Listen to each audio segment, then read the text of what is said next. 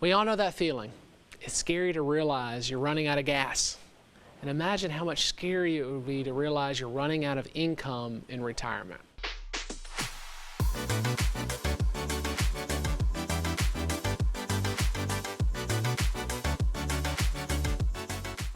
I'm Wes Wood, the income guy and founder and president of Wood Financial Group. And for nearly 20 years, I've specialized in helping hardworking Americans just like you reach their retirement goals through income-based financial strategies. And if you're looking for the right solutions to achieve your own financial goals, I can help. Just reach out to me directly at retiretv.com or by calling 855-776-0614 during today's show or at any time. You know, when we're taking a long road trip, you fill up the tank before you go, right? And if you're taking a very long trip, you probably stop and refill a few times.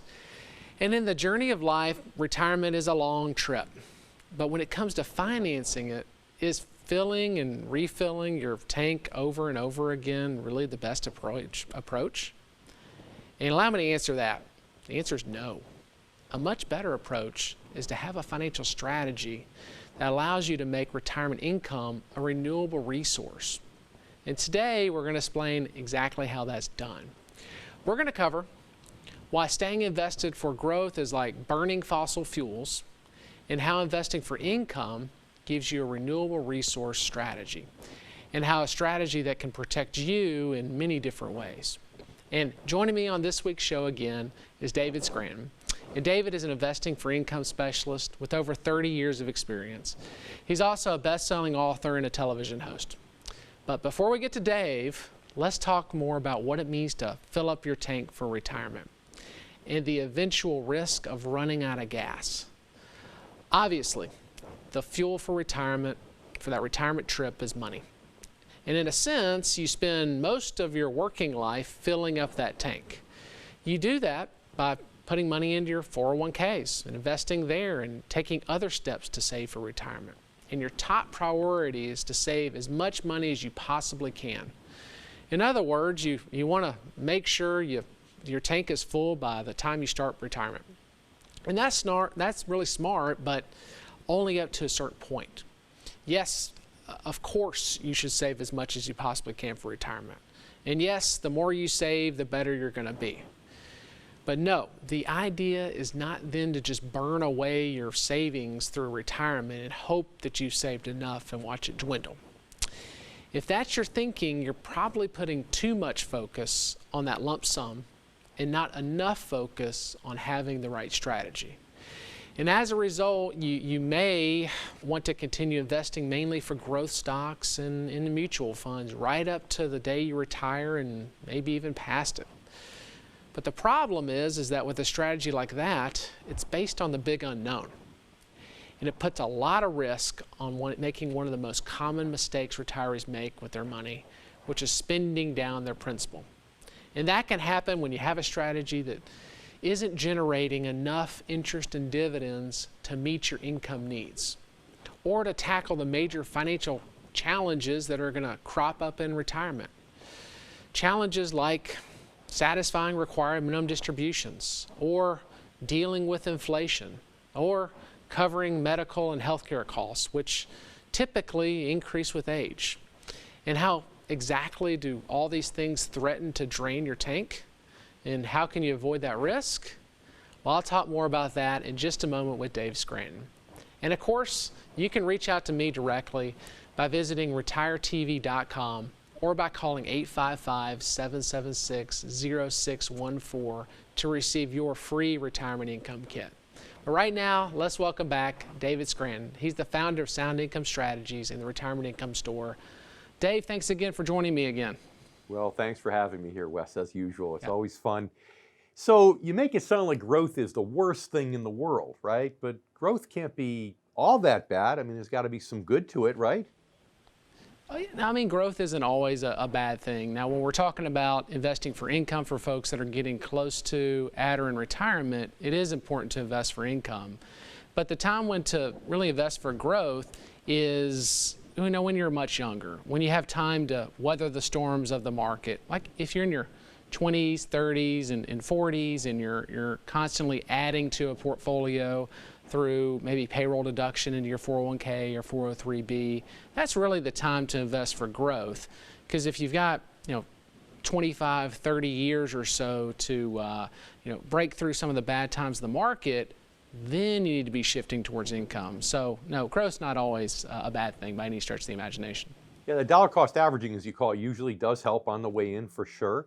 But your problem is you're kind of sort of counting on, okay, I'm going to take some principal and it's going to grow back. So you're almost counting on, to use your analogy, Wall Street's going to refill your tank, right? And sometimes it does. But what happens if there's a leak in the tank, right? What happens in some of the years, Wes, then when the market actually drops? Because then it's even harder for Wall Street to refill your tank, isn't it? Right, when you're liquidating shares of a mutual fund, let's just say through systematic withdrawals to live off the income, or even when you're not, but then you're going to be forced to at RMD age.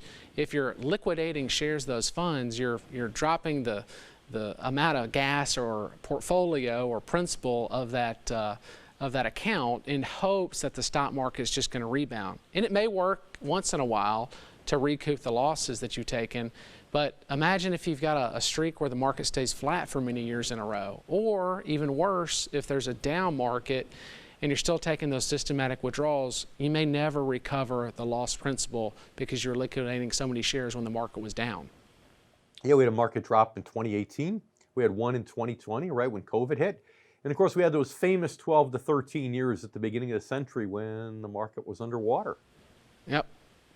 Yep, from 2000 to 2013, the market was flat with two major drops in between. And, a lot of folks that are retired now, remember going through that when they were in their working years, adding money to a portfolio. But a lot of folks that are retired now, they've seen some good years in the market, but we all know that that's not going to continue happening many years in the future.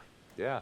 So I love your renewable resource analogy. I think it's great, but I think it might make sense for you to explain one more time to your viewers why it's truly renewable, like renewable energy.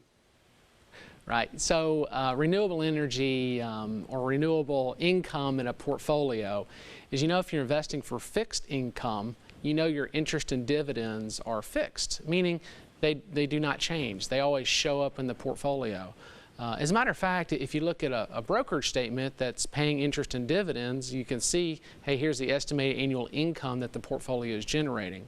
And we know that, year over year, those interest and dividends are going to continue to just appear in the portfolio. Whereas investing for growth, we're just putting our hope that the market is going to give us some returns. Whereas investing for income gives us the opportunity to see those interest and dividends continue to reappear, just like that renewable resource when it comes to energy. And Dave, stay with us. We're going to talk more in just a bit. But coming back after the break, I'm going to talk more about why investing for income is the key to making retirement income a renewable resource.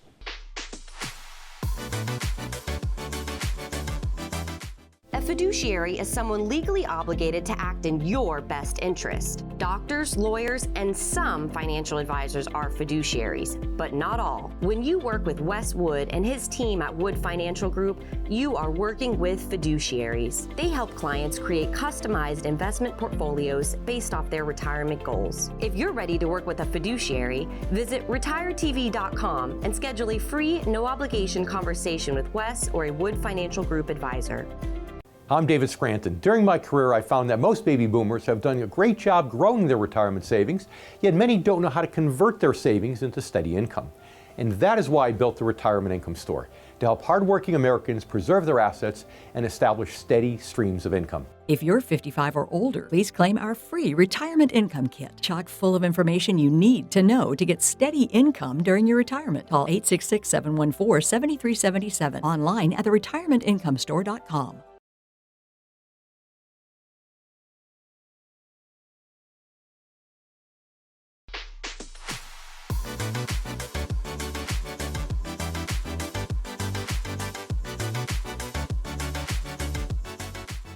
Welcome back. I'm Wes Wood, the Income Guy, and today we're talking about making retirement income a renewable resource. So far, we've talked about how staying invested for growth during retirement is like burning fossil fuels. It can put you at a risk of running out of gas, or in this case, even worse, running out of income. Now, let's talk more about a less risky, more dependable alternative. In a nutshell, the alternative is a strategy based on generating a renewable income from a reliable source. It's similar to the principle behind renewable energy alternatives like wind and solar. The idea is not having to deplete your energy source and then replenish it the way you would refill your gas tank or your oil tank, or even restock your firewood. Instead, the idea is to have a system that generates renewable energy from a secure source, a source that you can count on when it's properly maintained. In the energy world, those items include things like wind turbines and solar batteries. In the financial world, they include things like individual bonds and bond-like instruments and all the other financial tools that make up an income-based portfolio. And depending on your risk tolerance, these tools might include only contractual investments where your principal is protected in writing. But if you don't mind taking a little bit more risk, there are non-contractual options that work pretty much in the same way, where they generate a return in the form of interest and dividends rather than growth in the form of capital appreciation. And as a result, they greatly reduce the risk of spending down principal by making your income a renewable resource. And it gets even better. As you know, when you power your home with solar energy, you can sometimes take some of that unused energy that you didn't use and sell it back to the power grid and make some money. Similarly, when it comes to investing for income, you may have opportunities to reinvest the income that you don't need into other income generating strategies. And I'll talk more about that in just a moment with David Scranton.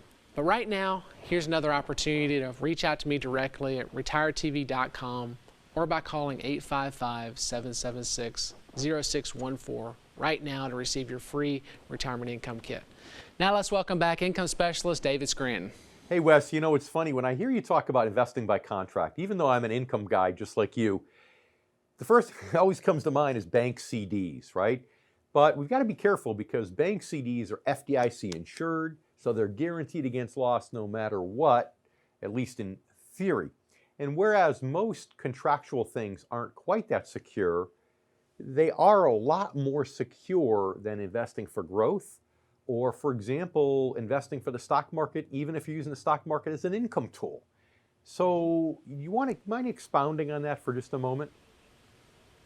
Yeah, right, Dave. And investing for contract means a few different things. When you're investing in contract by buying an individual bond, for instance, the company that issues that bond guarantees two things. One, they guarantee if you hold the bond until maturity, you're going to get the par value back. So if you bought the bond for par, for instance, when it matures, you're going to get all that money back guaranteed by the company. Of course, assuming there's no default or bankruptcies. And along the way, they're contractually obligated to pay you a fixed payment of interest along the way.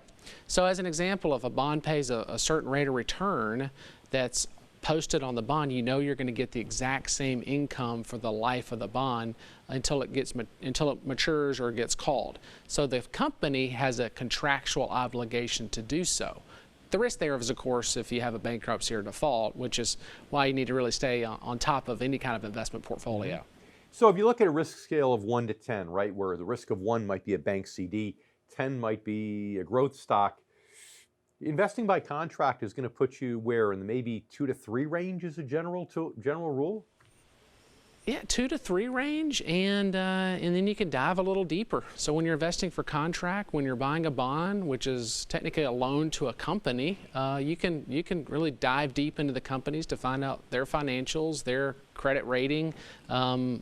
Almost like the analogy of if you're a mortgage officer at a bank. Yeah. And if you're loaning money out to customers, you check out their credit score. And you can find companies that have very, very good credit. And of course, that's going to put you down at the 2 range maybe on that risk scale. And maybe some companies may not have as good as credit, but really good credit, that they're going to pay you quite a bit more in the form of interest every single year. And maybe that'll put your risk scale on like a 3 to a 4 range. That's right, Dave. And it's funny because when people are shopping for financial advisors, they always want to look at track record. Well, if you're investing for growth, yeah, you need to look at track record because It's a crystal ball thing, and you have to find out if that advisor's crystal ball is better than the next guy's. But because this is more like credit analysis, like you said, like that person analyzing whether or not you should be receiving a mortgage, it makes it much more black and white, and you don't really need to have a crystal ball, which why as an analyst, I love contractual investing, as I know you do. But one of the big sources of pushback you often get, and I hear it all the time too, is, well, how do you create an inflation hedge? How do you get growth? So you mind elaborating on that for just a moment? Oh, you got it. And I think that the whole idea of not getting growth or inflation hedge is sometimes a story concocted by growth investment advisors. They'll say, oh, well, you don't have much of an inflation hedge if you invest for income, but that's not true.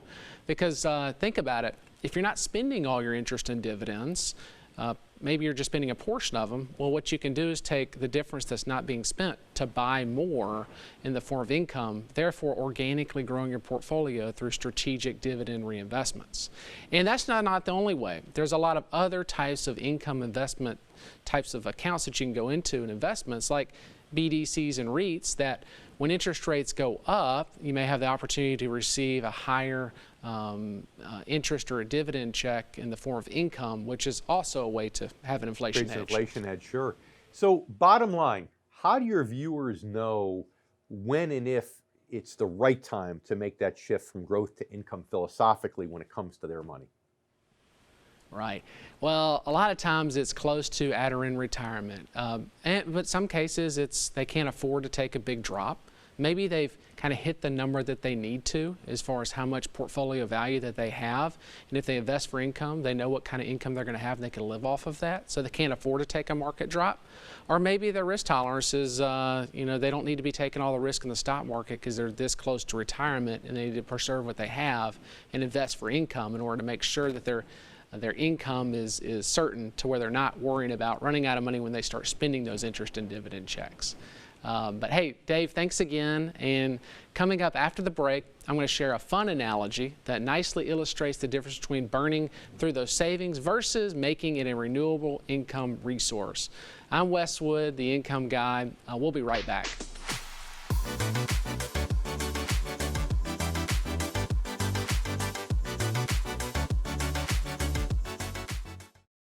Hi, I'm Wes Wood, founder of Wood Financial Group. Did you know that one simple mistake can derail your retirement plan? Could you be making that mistake right now? By not making the shift from growth-based to income-based investing, you could be setting up your retirement plan to fail. If you're at or near retirement age, time is not on your side. One market correction could wipe out your life savings. Make the switch today so you can preserve your assets and generate retirement income you can count on. Visit retiretv.com to download your free retirement income kit from Wood Financial Group.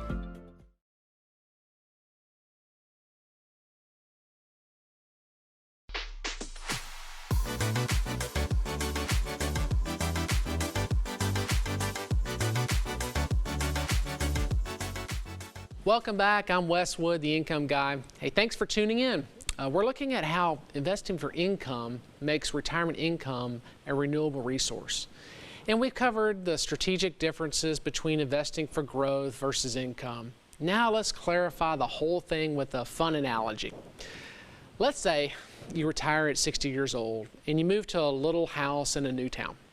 And let's say this town happens to have a law that says you can only heat your home with a wood-burning furnace, and you must use only the trees that are on your property for fuel. And you decide to go for it. So you begin by counting up all the trees on your land to determine if you have enough wood to last you 30 years.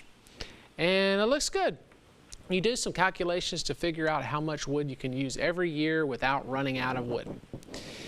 In the first years, you're very confident. You're so confident you heat your house to nice and cozy 72 degrees. But then a big storm hits, and it gets you thinking. You think, what if a tornado comes through and kills a bunch of my trees? So you get a little more cautious, and you start keeping your heat at 65 degrees to burn less wood. Then you go at the age of 70 years old to get a checkup from your doctor. And your doctor says, hey Bob, great news. You're healthy now as you were when you were 60 years old. As that may be great news, it makes you start thinking, what if I live past the age of 90 years old? Maybe I need more wood than just 30 years of it. So you get more cautious, and you start keeping your house at a 60-degree temperature. That means in these prime years of retirement, instead of enjoying your good health, you're cold and constantly worried. You spend the next 10 years like that. Then you turn 80. And guess what? Yep, your doctor gives you another great checkup. Now you're really worried, and you start keeping your heat at 55 or 50 degrees. You're still healthy, but you can't enjoy it because you're colder and more worried than ever about running out of your wood. That's a bit like the emotional turmoil people go through when they start taking systematic withdrawals from mutual funds and spending down the principal. It isn't just a matter of making it to age 71 and realizing you're broke. It's about all the stress and diminished quality of life in the years leading up to that.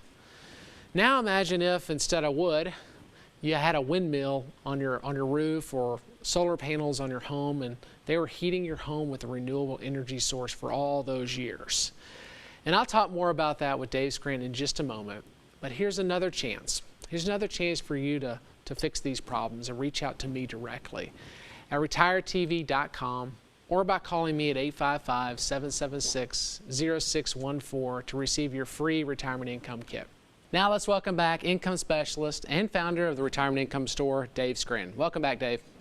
Thanks, Wes. You know, it's funny. I've been there so many times pushing the limit where luckily I don't do this in my airplane, but I do when I drive my car, and you know that yellow light's on, you know you're close to E, and you're questioning whether that distance to empty calculation is really accurate or you're going to run out beforehand. But although you never really run out, there's a lot of stress and anxiety leading up to the time you actually find the gas station, is there not?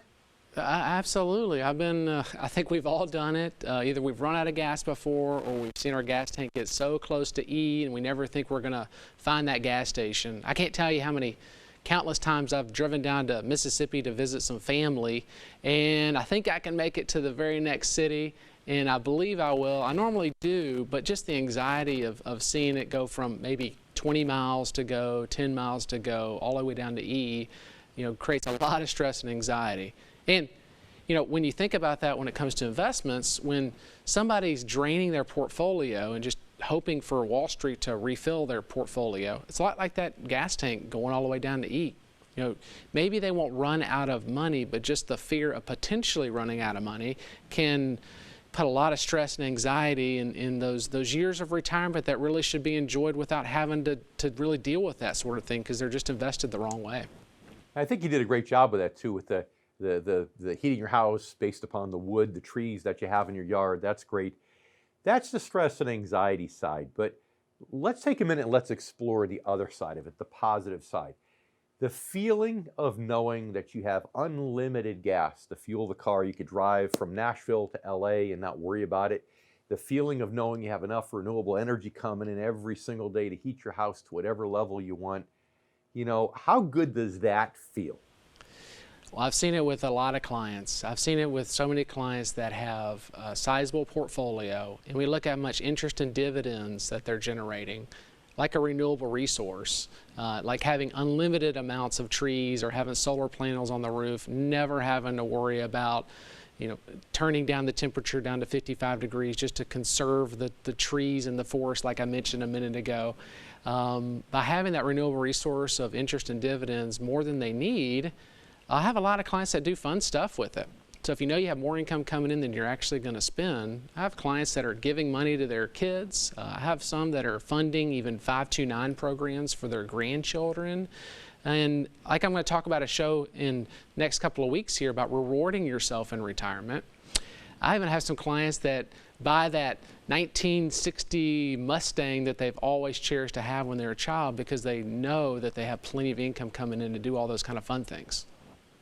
Yeah, and isn't it true that, if you had to go to your spouse and say, look, honey, we're going to take 50, 70 grand out of our principal to buy that car I've wanted since I was a teenager, she might look at you with furrowed eyebrow and think, are you really? Come on, if you're doing that, then I'm going to go and redo the kitchen and spend twice as much over here.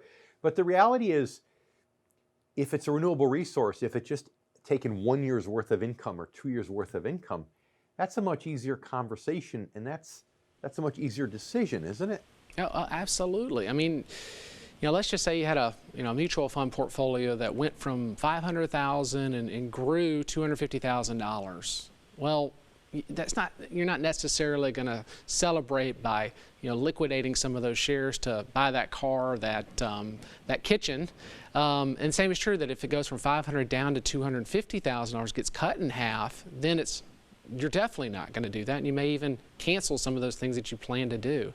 But if you have interest and dividends coming in from $20,000 to $25,000 a year, and maybe that sports car cost you $50,000, well, you just save up those interest and dividends that have been renewing every year in the portfolio and spend it on all that kind of fun stuff. But thanks again, Dave.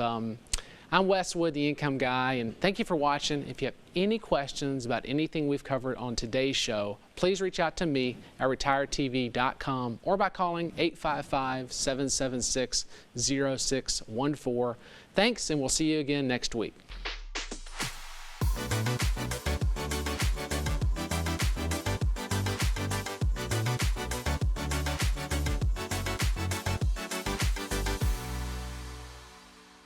A fiduciary is someone legally obligated to act in your best interest. Doctors, lawyers, and some financial advisors are fiduciaries, but not all. When you work with Wes Wood and his team at Wood Financial Group, you are working with fiduciaries. They help clients create customized investment portfolios based off their retirement goals. If you're ready to work with a fiduciary, visit retiredtv.com and schedule a free, no-obligation conversation with Wes or a Wood Financial Group advisor.